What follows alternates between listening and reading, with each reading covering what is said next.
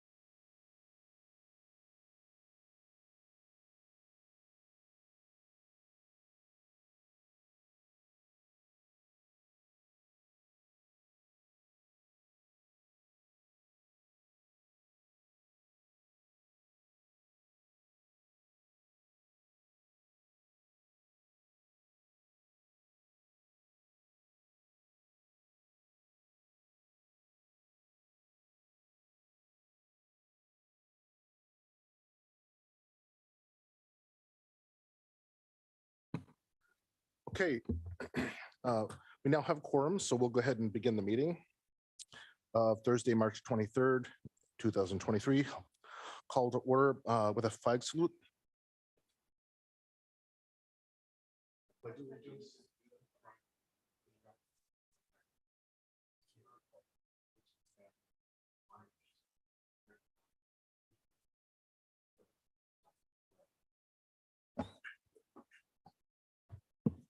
The Assembly of the City and Borough of Sitka would like to respectfully acknowledge the traditional first people of Sitka. With gratitude, we proceed on Tlingit Ani. Sarah, roll call, please. Mr. Mosher, Here. Ms. Duncan, Mr. Pike, Here. and Ms. Carlson. Here. Mayor Eisenbais, Mr. Christensen, and Mr. Yestad are absent this evening. Okay. Are there any correspondence or agenda changes? Okay, none. With that, we'll go to persons to be heard. This is public participation on any item off the agenda. All public testimony is not to exceed 3 minutes for any individual unless the mayor imposes other time constraints. All right, if there's anyone to speak. Okay. Seeing no one, we'll move on to new business, a discussion, direction, decision for the fiscal year 2024 draft administrator's budget with focus on the enterprise funds and internal service funds. Assembly action may be taken as well. It won't necessarily need a motion. So I'm just going to turn this over to John and Melissa. Well, thanks. So Melissa has a presentation together for our enterprise and internal service funds. This has to deal with, our funds that we talked to you about with over the rate increases and the working capital levels. So we'll go through that, and we'll be looking for some assembly. Well, not necessarily looking for assembly guidance. We're just presenting the picture right now, and then if there are any issues or any action the assembly would like to take, that would be helpful in us developing our final draft. And I'll turn it over to Melissa. Thanks. Yep, so at this point, you've all gotten your copy of our draft budget. So we now have our general fund draft budget out and our enterprise fund budget. Once we get all the pieces out, we'll combine that into one big master document with some additional details in there. But at this point, the ones that have been published do require a motion to make any changes to. So what we're discussing here with this presentation, if there is anything that requires a change, we will need a motion on that. What we still have is that has not been published yet, and we may need some direction on later, is all of our internal service funds, or not, sorry, our special revenue funds, and kind of all those little extra funds that we have for purposes of specifically tracking various pools of funding.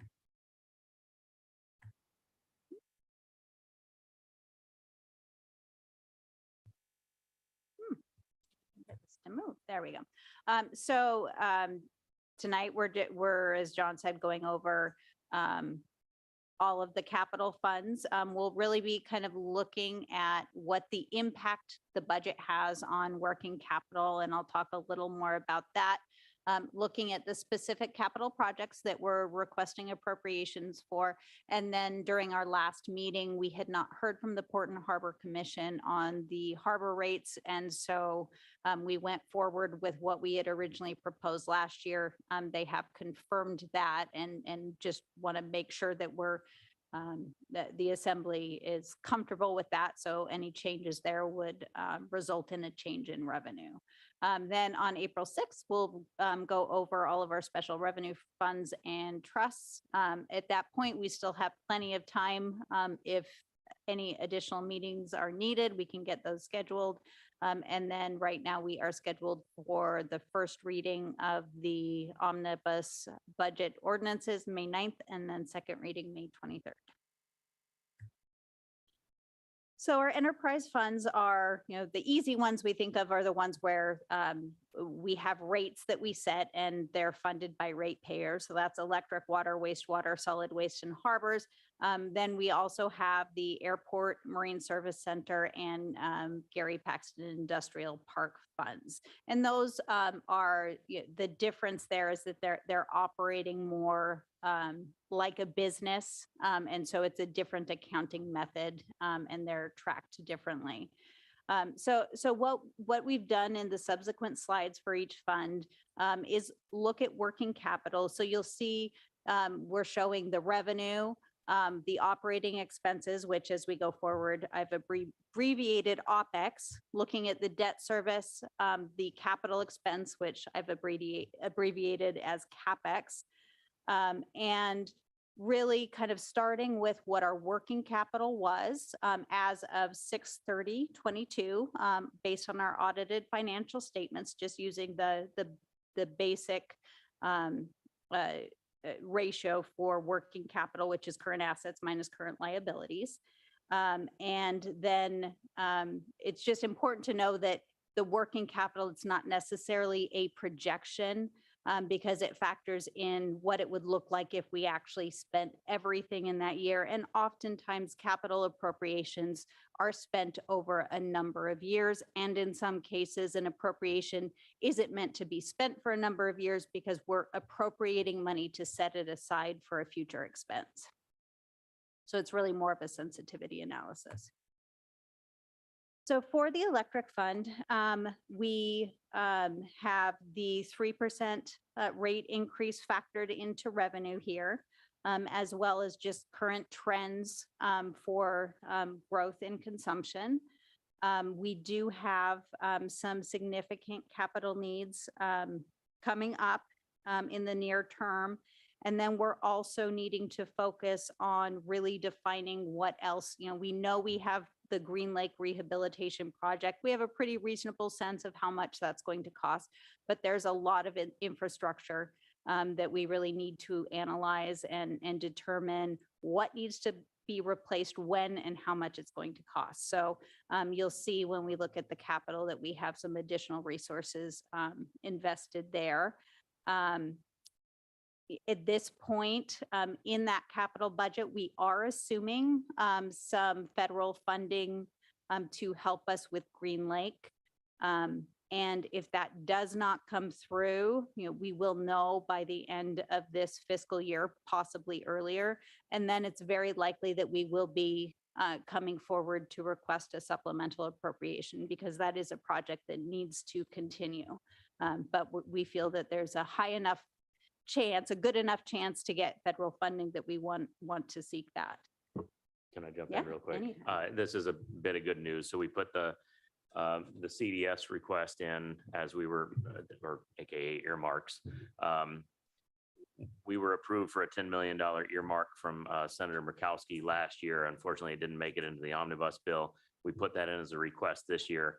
And within 24 hours of putting the request in, her staff has already contacted us with multiple questions on the project. So the fact that it got their attention that early, I think we have a high probability of, again, getting that support, but whether or not it passes Congress is a different story. But that's considered in this picture you see here.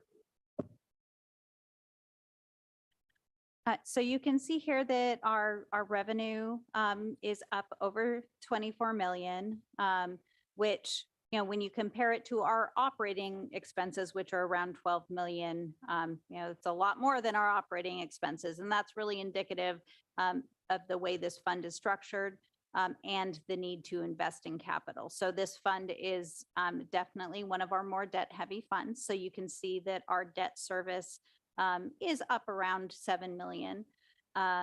It is considerably less than it was in the past. The refunding we did in FY21 has definitely, that's really what made the below inflation rate of 3% possible. And it's very, given the growth, the rapid growth in expenses for construction, it's very unlikely that we will be able to continue below inflation as we go into the future. But being able to map out those projects and really kind of model what the fund needs will help a great deal there. And you can see our bottom line, the impact of the budget that we have presented, which includes about 3.8 million in capital expense, is a negative $572,000. So you can see that over the past few years so starting from FY22 and then FY23, this is again the same method where everything budgeted would be expended here. And it's again capital that is driving the working capital down. So we're going from about 14.6 million to 13.2 is what it would be. But I think another important thing to note with these funds is in some cases, there will be years where we're intentionally building the working capital and then expecting it to fall. So the projects that we have outlined for FY24 for electric, the ones that I'd like to point out, and the treatment here is a little, my attempt at being extremely transparent, but there's lots of numbers. So I'm going to kind of walk through. So with the Green Lake USDA loan that the Assembly recently approved, that means, so where you see under the 90839, where you have lots of 2.5 millions. So what this is trying to show is we had contingent loans there, and this, it might be 2.5, it's going to be 2.5 to 3 million that's likely eligible for that loan funding. So we're moving that funding from contingent to approved. And then that means that the working capital that we already spent is freed up. And so that's moving to the 90972, which is Green Lake Phase 2, 3. So that's a net zero change. And I hope it's not too convoluted, but I wanted to make sure it was captured here so that we can have that for posterity when we try to remember what we did 3 years from now. Besides that, there's kind of ongoing funding for a number of projects. One of the bigger numbers that we're looking at is the 1,065,000 for the diesel generation. And this, we put aside a similar number last year. And this is one of those cases where 1 million is not enough to replace one of our generators, but we're saving up over the course of a few years to be able to replace some of our older units. If there's any questions on this or any questions from the budget, I'm happy to take those. So just jump in. Otherwise, we'll just move right along.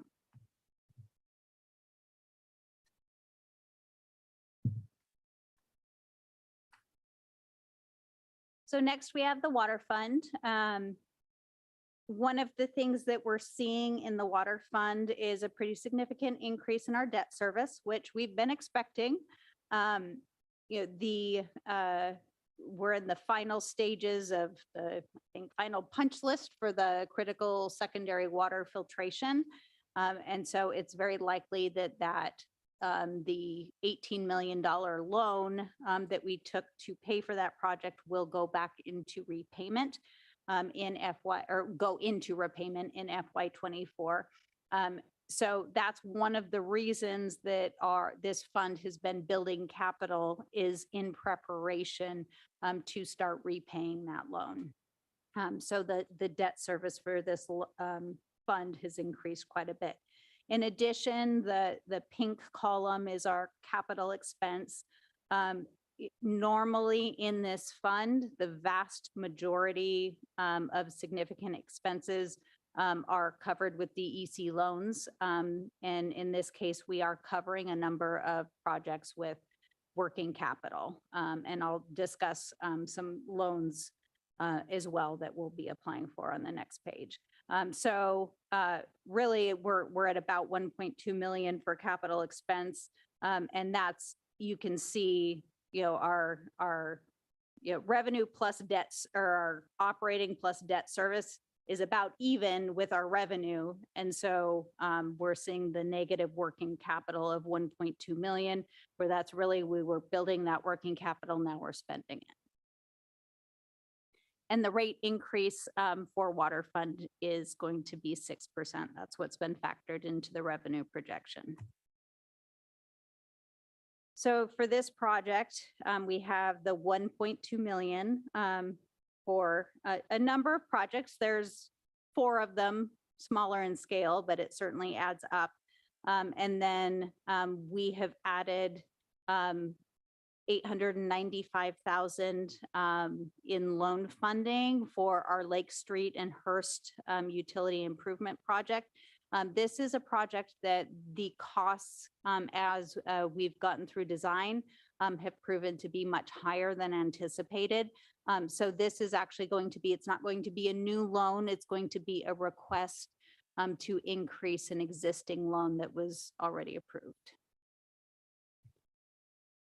And then the other thing that I wanted to point out for both water and capital, or water and wastewater, in the past, each year we have had an unanticipated repair line item in the budget that was split between fixed assets and between operating. In some cases, the nature of the repair is operating. It's really not extending the life of an asset, but sometimes there's a significant enough break that we're not ready for, that it really is a capital in nature. And so we have put the $150,000 in each fund. This is going to operate in the same manner that the general fund is operating, that we proposed that pool of funding. But knowing that we have been seeing repeated breaks in water and wastewater, we put separate sources in here. Hey, Melissa. So the emergency, the 150,000 for the emergency unanticipated capital repairs, that's just replenishing kind of what we've been using, as we've been using a little bit more like lately. Is that- Yes, yes. And certainly if there was anything more, a bigger break, this might give us enough to put the Band-Aid on really quick and then come forward with a supplemental appropriation. Okay, And part of the process that we've begun outlining and we'll be discussing more with the assembly before we actually start using these funds is going to be, this is going to be a source so that we can act immediately as needed. But then will still be coming forward so that we can correctly track projects and be transparent about what the funding is being used on. There wasn't anything emergency in electric. It was just, water. There's Mhm. not, Okay. the nature of their appropriations gives them a bit more flexibility. We have transmission and distribution. So, if they have a pole break or something like that, they can use that funding. And then just the nature of electrics so far, we haven't seen the need for emergency that much, but if we had to, we could certainly use the general fund and then come forward with a request specific to electric.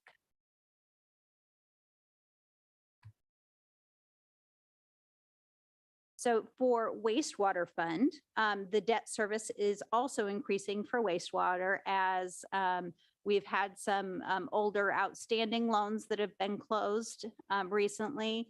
And we are also going to be closing and entering into repayment on the loans for the rehabilitation of the wastewater treatment plant. We have kind of our capital is quite large this year at 2.8 million. And a big part of that is some working capital, 750,000 for the effluent disinfection system. So that will let staff get to work as we are moving to get the loan in place, because that's the one that we will also be requesting a $7 million loan to move that project forward. So, yep. I just want to add for the public that that's one of those unfunded mandates for the secondary filtration on the wastewater discharge. I spoke to our delegation in DC about it and got some more information from EPA and DEC. But again, just to be clear, this is one of the unfunded mandates and will be forced to take a loan to stay in compliance. So our working capital is a negative 2.6 million, which is a bit less than the investment in capital this year. But you can see that, from FY22 to 23, the working capital grows, and then using the 2.8 million definitely has a big impact on the working capital, dropping it down to just above 6 million. So the projects here are, so we have 2.8 million out of working capital. The biggest one here is Thompson Harbor Lift Station, and that's additional funding for an existing project. We have the 750,000 for the effluent disinfection system, 700,000 for the sewer force main replacement, which that is one that either next year or FY25 or 26, there will be an additional request for loan funding to complete that project. And then again, we have the 150,000 for emergency and anticipated capital repairs. The total request for loans this year for those three projects is 10.3 million. And again, the Lake Hurst project, same as with water, that is adding on to an existing loan. So we'll be requesting additional funding there. Solid waste looks different because it is a much less capital intensive fund. So you see that our operating expense is much closer to our revenue. We do have a bit more debt service this year as we added the internal debt service for the compactor. That loan, which was 2.7 million, is being paid back to the Southeast Economic Development Fund. It is a zero interest loan, but that has increased our debt service. We also this year, which is unusual for solid waste, have quite a bit in capital. And this isn't unexpected capital. It's been in the plans, but we're at the point where it's time to request that. So we're at about 1.5 million there. The rate increase proposed is and included in the revenue budget number is 6.75%. Melissa, And- if I yeah. could ask, the compactor for the solid waste, I go there kind of often because I have a large family, so I take my trash there, and I didn't see anything. Is that being implemented, or when is that? What's the It timeline on is, I believe, and I'm sure Michael can fill in, but we've actually had to postpone the spring cleanup because we're just going to be installing, which I believe is next month, the compactor. So Thank you. it's imminent. Okay. So you could, this fund, the working capital, we've had many conversations about how this fund has been in the red. And it is still in the red, even though you see positive working capital. The reason it temporarily looks like it's not in the red is because there is unspent but appropriated funding for capital projects. So if those were to be spent, we would still be in the red. It's getting better each year. Even with these capital expenses, we are on track to have positive working capital around FY 26, 27. And then the other thing to point out is we still, we're hoping to see some efficiencies and savings in off-island shipping from the compactor. But obviously, until we get that running, we don't know quite what those are going to be. And so I didn't budget in any savings there. So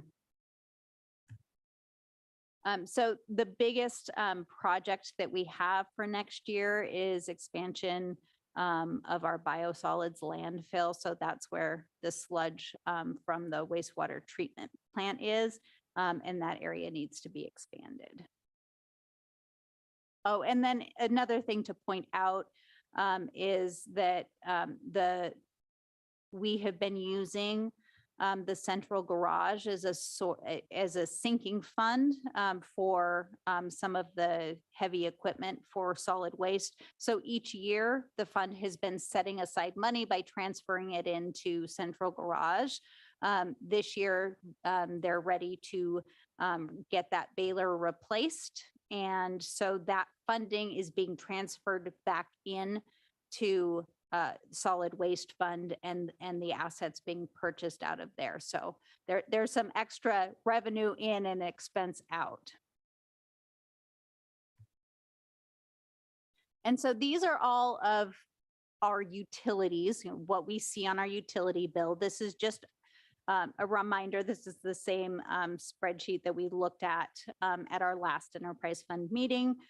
So we're looking at in this, home that's heated with electric heat, about a $310 annual increase. And so roughly as well, for people listening, that's roughly, $27, $28 a month. So then we go on to the Harbor Fund, which, as I said, the Port and Harbor Commission did approve or recommend the 7.3% increase. And I think I wasn't actually there, but it sounds like no one's excited about a 7.3% increase. I think by this time next year, we're going to have a lot better data. We're going to have the condition assessments completed on some of our key assets and be able to look at what the options for replacement are. My hope is that we might be able to not have quite as big of an increase. But if we do have a larger increase, we'll know exactly why and what's driving that, which can help make decisions. We are requesting additional funding to continue with the condition assessments for the remaining harbor assets. Our raw fish tax is up. We've budgeted considerably less than what was received for our fiscal 22 year. We won't know until October of this year what we're getting for fiscal 23. So it's a guess. Hopefully it'll still come in strong and be up around the 1.3 million that we received last October. And we don't have this year, we have very little going into capital. But you can see, looking at FY22 to FY24, we did have some significant appropriations. I think the biggest impact here was we got the RAISE grant to rebuild the bulkhead seawall over by the Marine Service Center, and that required a match. So we have $1,050,000 coming from harbors, $1,050,000 that came from the Marine Service Center. So you'll see that impact in working capital on both of those funds. And we do continue to seek grant funding. The state still has their harbor matching grant program, and where we can, we're doing that, and also looking at opportunities, which I think some will be coming to you to decide on in the near future.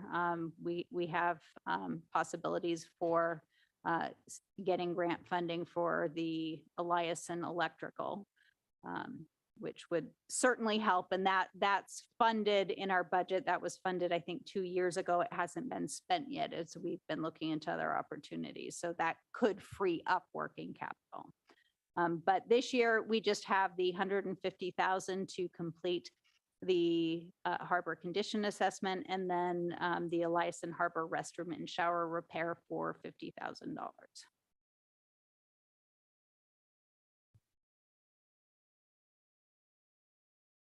And then moving to the airport fund, one thing that I wanted to highlight is that our old seaplane base has always lived in the harbor fund. As the reality of the new seaplane base is coalescing, we're really realizing that it's such an FAA intensive facility, and there's so many unique rules to FAA. We have decided to move that asset to the airport fund. So we're going to stop calling the airport fund the airport terminal fund and just call it the airport fund. And then the airport terminal and the seaplane base will both be managed out of that fund. There's some pretty specific requirements around how you track revenue and expenses with any AIP funded assets. So it will be very helpful to have both of these assets, which will both be AIP funded, which that's the Airport Improvement Program, to have them kind of on their own. Though we'll likely still need some of our harbor staff to help support that.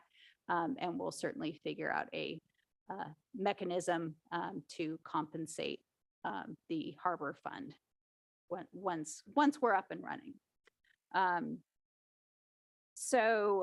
We don't have any new appropriations for capital this year of working capital. We have adjusted for the expected grant amount. So I'll go over that on the next page.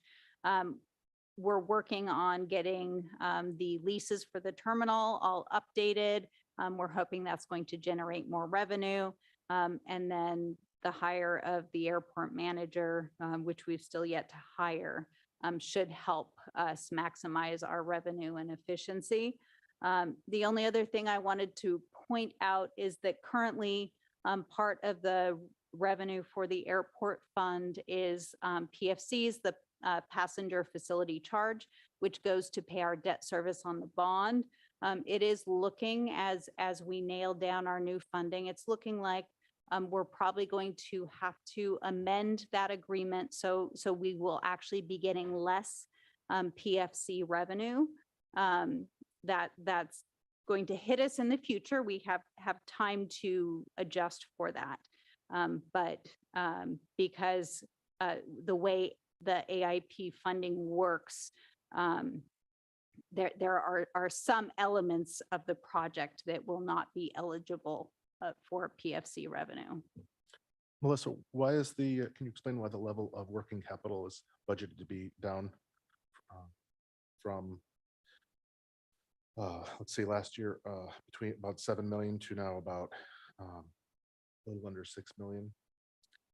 It's really, looking at, I was very conservative on the revenue projections, and I don't know what to put for lease revenue right Okay. now. It's highly regulated by the FAA, so I left that at current levels. The reason it looks so precipitous is because there's not much working capital to begin with. So looking at a negative 327,000 looks pretty steep on here. But I'm hoping that it's not going to be, this is kind of worst case scenario on revenue and worst case scenario on expense. So my hope is that it will be better. If it's not, this is where we'll end up. Thank you. I agree. I prefer to be more conservative in the projection. Oh, and I didn't put the capital here. So in your budget, you will see that there's no working capital appropriated, but there's an added amount for contingent grant for the airport. So for the Marine Service Center, again, on this one, you see this precipitous drop in working capital. That is really the result of the mid-year supplemental appropriation in FY23. It's fairly steady from 23 to 24, but that's the appropriation for the matching funds for the RAISE grant. This fund has always been one of our healthier funds, which has no debt and revenue above operating expenses, with the occasional outlay for working capital. So this year we are appropriating $165,000 for the Marine Service Center, and that includes the periodic shutdown condition assessment and then replacement of one of a second overhead door. And we do have, this does factor in very slightly increased revenue because we have new lease agreements that will go into effect July 1st. And then looking at the Gary Paxton Industrial Park, this one, we have our revenue and operating expense reversed, and it's been like that for a very long time. As more of the fund's assets have been sold, there's less opportunity for revenue. So I guess the silver lining here is that right now the fund is holding the haul out funding, and so that is generating more interest, and with our interest rates, that's helping a bit. But we are seeing a negative 61,000 in the impact on working capital. And next, we move on to our 3 internal service funds. So we have the Information Technology Fund, Central Garage, and Building Maintenance Funds. So these funds operate differently. The goal of these funds is not to generate a profit. They're in existence to serve the rest of the city. And if they start to generate too much revenue, we will actually make sure they're operating at a loss so that essentially the funds that are utilizing the services are paid back. I think a good example was, and you can actually see it in here in this big change in working capital. In FY22, we got a grant that we didn't know we were going to get for the police computer assisted dispatch and record management system. And so they had been paying into IT for those funds. And so we got the grant and that covered some. And so then the next year, we intentionally operated the fund at a loss. And you can see that this year, our revenue is very slightly under our expense. So we don't want to be growing. We don't want the fund in the red, but we don't want to be growing it.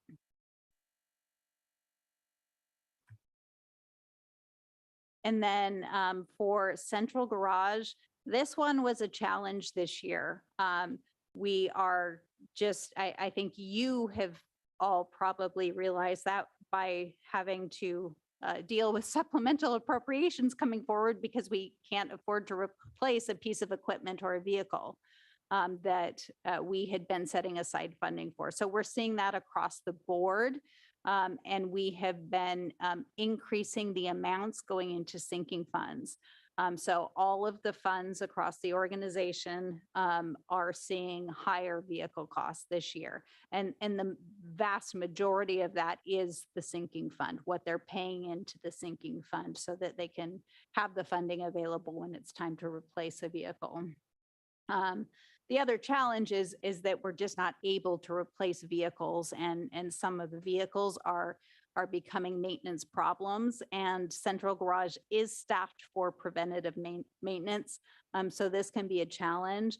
The fleet age chart here really shifted from last year to this year. Part of that was that our spreadsheet had missed some much older assets, so we got those in there. But a big part is a bunch of vehicles that were right around, right under the 5-year mark, aged up. And so, or they're now in that 6 to 14-year bin. So last year, we kind of had an upward trajectory, and now we don't, just because we haven't been able to get new vehicles, or very few.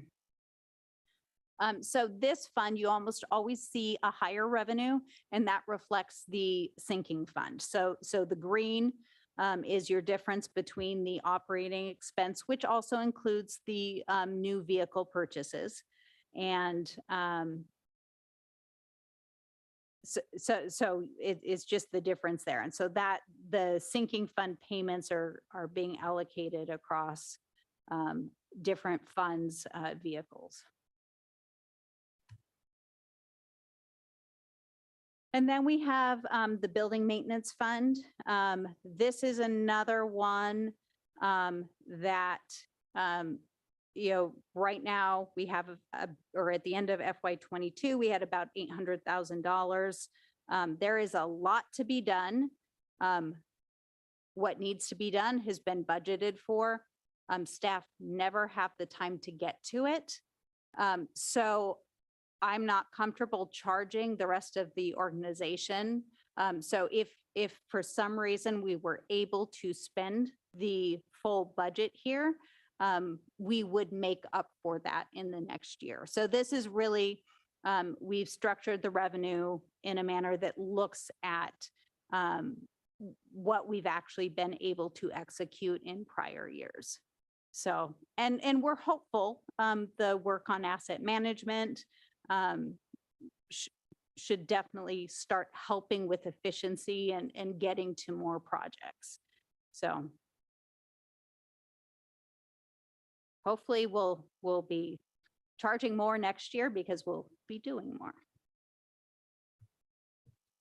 And that's it for the enterprise funds. Were there any questions on the presentation or budget numbers?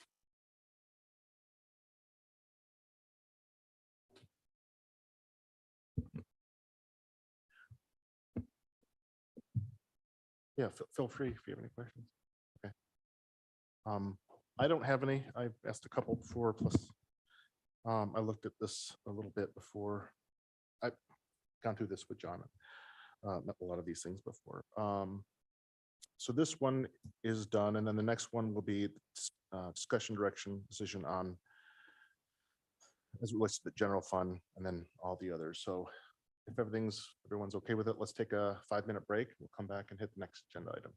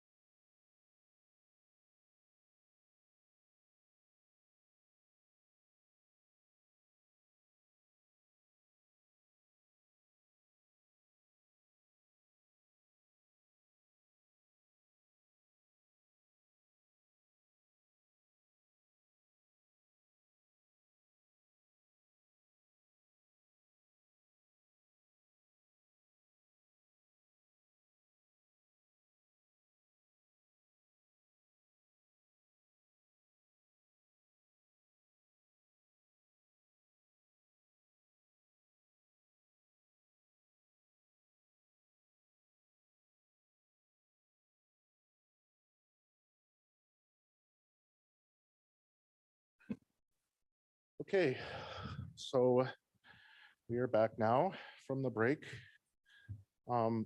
This is the second item. This is discussion, direction, decision, if desired, of the fiscal year 2024 draft administrator's budget as it relates to the general fund, enterprise funds, internal service funds, and other funds. Assembly action may be taken. Specifically, one thing I know we're going to talk about is the Visit Sitka Chamber funding. I would like to, we're not going to have a motion. We're just going to discuss that funding amount. But if there's anything else that people would like to talk about or discuss, now is the time. Before I leave it to the assembly, is there anything that you guys wanted to lead into? And I'll just say this is our time to agree basically to these rate increases, correct? That's correct. So we've presented the general fund, the enterprise funds, and the internal service funds.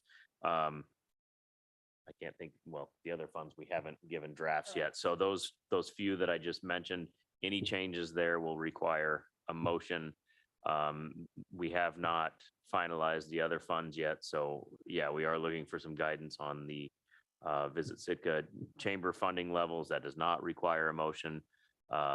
But if we get some guidance tonight, we can put it into the budget and then bring it forward at the next session. So that'll help us put the final document, or not the final documents, but the draft documents together to share with the assembly. Okay, and to be clear too, the attachment on item, on the second item, that is simply the budget as put together based on our input from the previous meeting, correct? So this is kind of almost formalized at this point. Unless the assembly takes action tonight. Yeah, so Okay. the general fund budget and the ones that we discussed tonight, those are formally out there. So any changes are by motion. All of the other little funds, including the visitor enhancement, we just want to hear kind of how we did in the past, what direction the assembly has for us. And then, we'll put that draft together and hopefully it will reflect the will of the body. So if there's, unless someone has something immediately, I'd like to discuss the chamber Visit Sitka first, because it's the one thing that hasn't technically been decided. I have a number. So we have $300,000 yearly that's guaranteed in the contract, and then we can do an additional amount. We had a work session last week in depth on this. I kind of have a number in mind, but I want to open it up to the other members present to discuss any thoughts they had or ideas onto that level of additional funding. So the ask was 665,000. Last year was 525. We could start thinking about 525. What do we think of that? Just keep it at last year. Do you want my opinion? I would like to stick at 525 total, obviously. It's gonna be a short meeting, 5:25. Okay, Crystal's nodding her head at 525. Yes. Okay, thank you. So I think you have it there. It's only 4 of us, small crew tonight, but that is a majority anyway. So if you could slip that into the budget, that would be great. Okay, so what we're hearing then is from the Visitor Enhancement Fund, 525,000 will budget for that contract. It'll be presented to you all, and then I think April 6th is our next budget meeting. Is that right? So at the April 6th meeting, if there's any, when we probably have more assembly members here at that meeting, if anybody makes a motion to change that amount, or it'll take a motion to change that amount, we can modify as necessary. Okay, sounds good. I don't have any other changes I would like to make. We have already kind of gone, this will be the second time we went over the rate changes. But if anyone has anything, please feel free.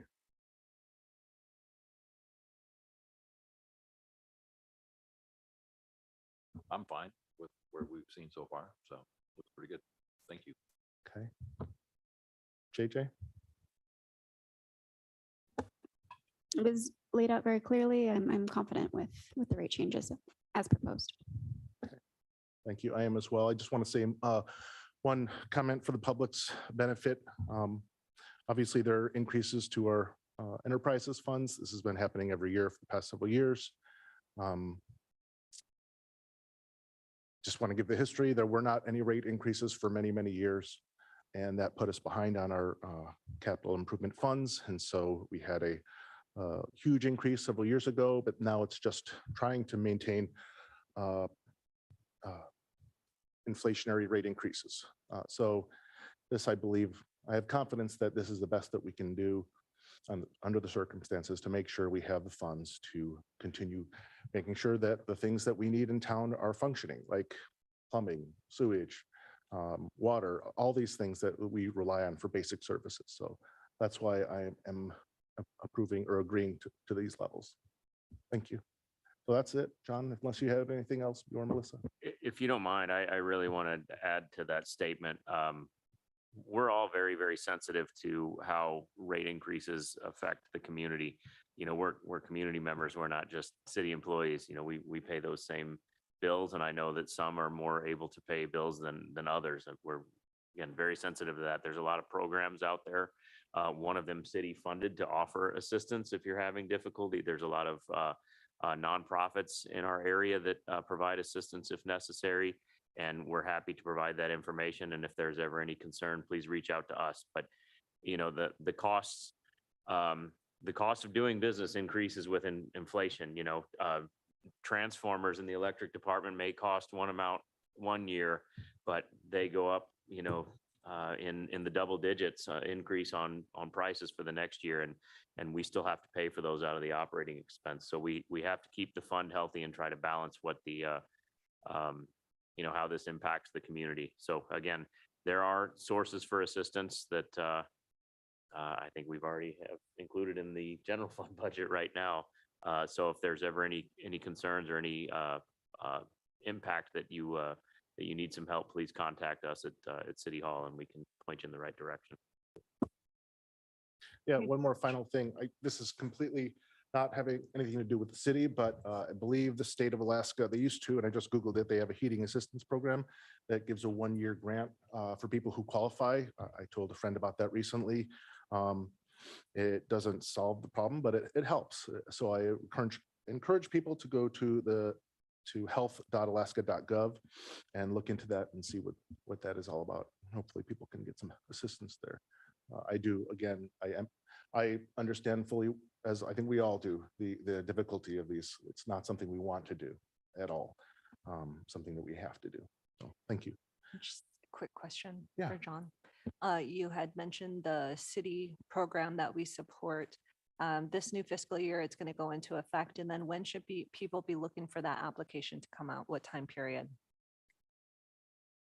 It's August, open August through October. So Perfect. August, September, and October. And I know you guys publicly support and notify folks of that, but since we're having the conversation here, just keep an eye out for that time period. And then there was something else, but I think It's okay. it left I me. can babble for a while until you remember. Okay. Oh, I think it was a request. So we had increased that amount because we realized midway through the year that we had run out. So I think it's just kind of emphasizing that soft request via the assembly is if we run out of money mid-year, or if we can just keep updates with respect to that fund, that would be super helpful. Yeah. Yeah, and we are, it's looking like we're right on track to meet the budget. So, you know, everyone was approved at the full amount with the last cycle, and, you know, we'll keep an eye on it certainly. But I did in the general fund budget, I included enough. It was about the same level of funding, so. Thank you. Okay, so with that, we'll move on to the final part before adjournment is public or persons to be heard. This is for public participation on any item on or off the agenda, not to exceed 3 minutes for any individual. Does anyone speak for persons to be heard? No. Okay, with that, we'll move to adjournment. Can I have a motion, please? Adjourn. Second, Everyone in favor? Aye. yes. Okay, we're adjourned.